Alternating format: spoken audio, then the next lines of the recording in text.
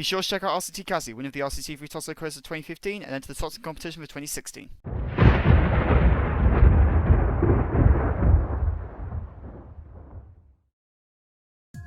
Hello and welcome to episode 16 of Let's Build the Ultimate Theme Park 2016, and yeah, we're doing even more supports in this episode, despite the fun they decided to have the title with it being Monday the 13th, rather hilariously. I mean, it's not exactly Friday the 13th, but let's face it, might as well be, given that it's a Monday, and you know what this country's like. Yeah, I mean, let's be honest, everyone hates Mondays, right? So, yeah, let's just get that out of the way. But anyway, what are we doing this episode? Well, it was 80 minutes, surprisingly. It felt like a lot more, given how much I got done. But yeah, this episode was basically 80 minutes of just supports. And, oh man, I'm having a hard time conversating because I haven't actually listened to this track for months, actually. But, yeah. So, if anyone's wondering, this is Visionary by Ramesses B. I believe it's copyright free. Well, his music normally is, but I've used it in the past and gotten pinged. It might have just been for not including credits. So, yeah, right here I was just again following the usual method, tracing the outline. Again, it's a little bit more tricky with this specific CT because it's a lot more all over the place. It's a bit weird. However, as I say before, it is so much better than anything you can do with the in-game wooden coaster. It is just straight up better once you learn how to use it. But yeah, doing your own supports is very much a test of your wooden coaster abilities. But yeah, so I pretty much just did this whole kind of double turn complex. So yeah, here just again doing the vertical supports. Yeah, I might take this opportunity to talk about this theme park actually in a bit more detail. While I just do the nubbins, I forgot twice in one sitting, rather hilariously. So, the rest of my plans for this theme park. I'm going to do at least one more coaster, if not two. I'm not going to reveal the details. Theming, well obviously it's going to be Apocalypse. But I actually do need to study the Fallout 4 map and come to some places. Now I did recently download a bunch of extra CFRs, so hopefully that'll help things out. But yeah, I reckon this will take another 2 episodes, and then I just need to fill up the rest of this area. There's actually not going to be that much I can do. But I do need a crash helicopter. I think Station Eugenia's Apocalyptic Things has one, so I'm okay for that front. But yeah, then I need to do the glowing sea. Oh man. This park is for the Fallout fans. It is for the Fallout fans. Like, this is pretty much just this is not. In some ways, this park is for you guys, but at the same time, it's also for me. And seriously, I cannot wait to get in the final edit for the final video, because I can assure you that is going to be amazing. But anyway, we got a bunch of episodes to do until then. Excuse the speech, it's just that music. There we still got plenty of episodes to do until then. I reckon I can stretch this out to 30. Well, actually, no, I'm going pretty quick, actually.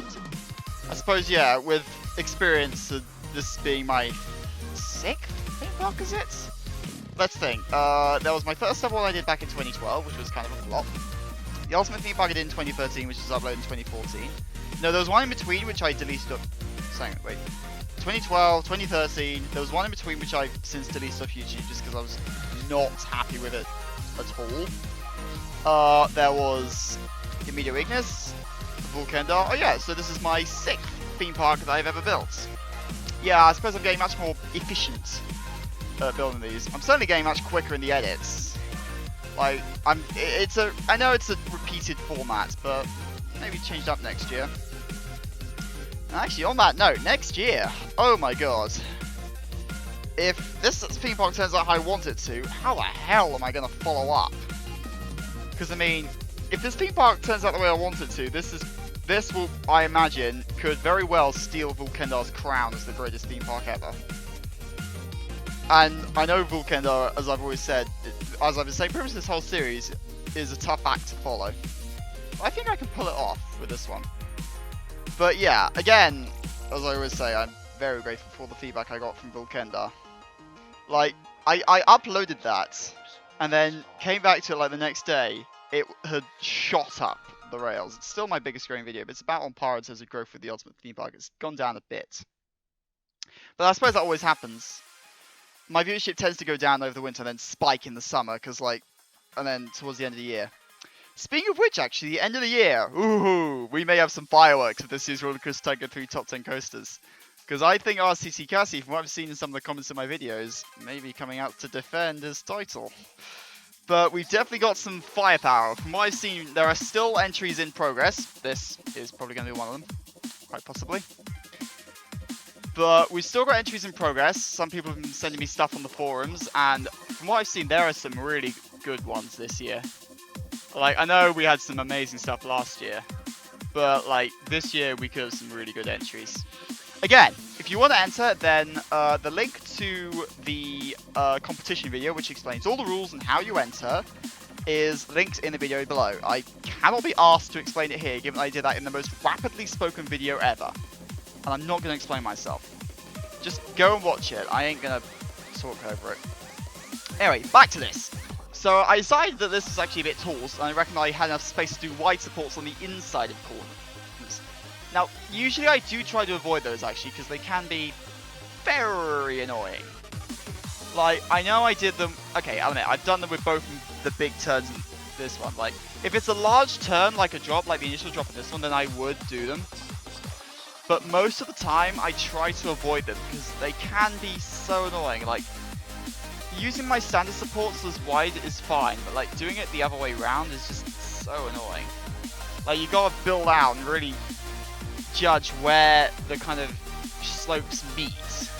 Like, it's the bigger it is, the harder it gets. Like, supports on the outside of corners are pretty easy, actually. But the inside is where things get tricky. And also, another thing that's tricky to do wooden coasters, like, track crossing over itself.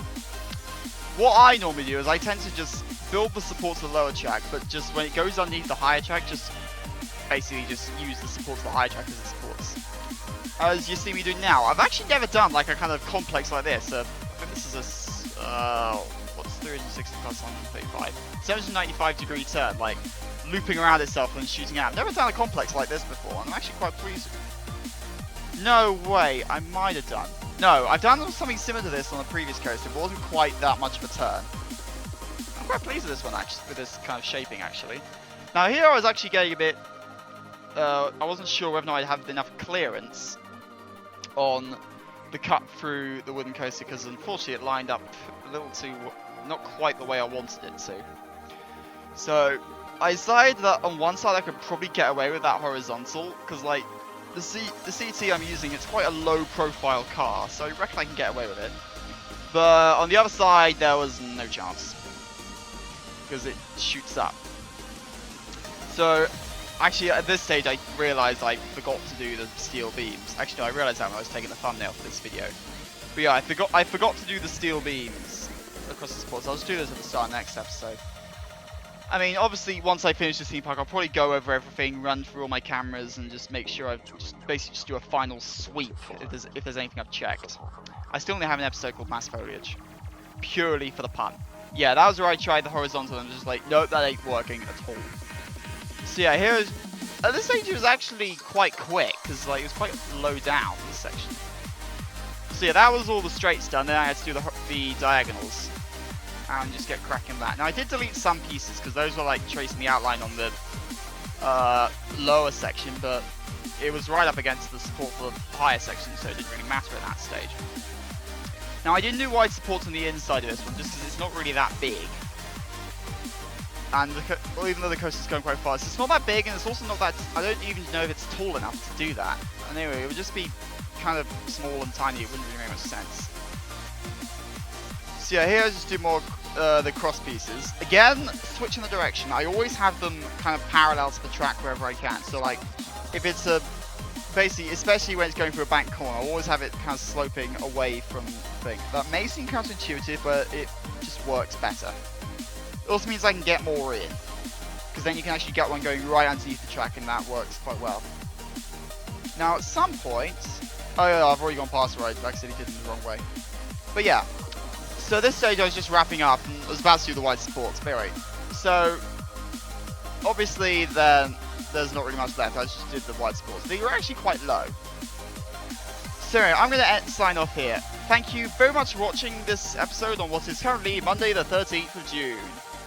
So anyway, I'm going to end this here. Thank you very much for watching. Again, as always, I hope you're enjoying this series as much as I am. And I will see you all in the next video, whenever that happens to be. Probably tomorrow. So, bye-bye for now. And I can't think of some phrase. I'll be back.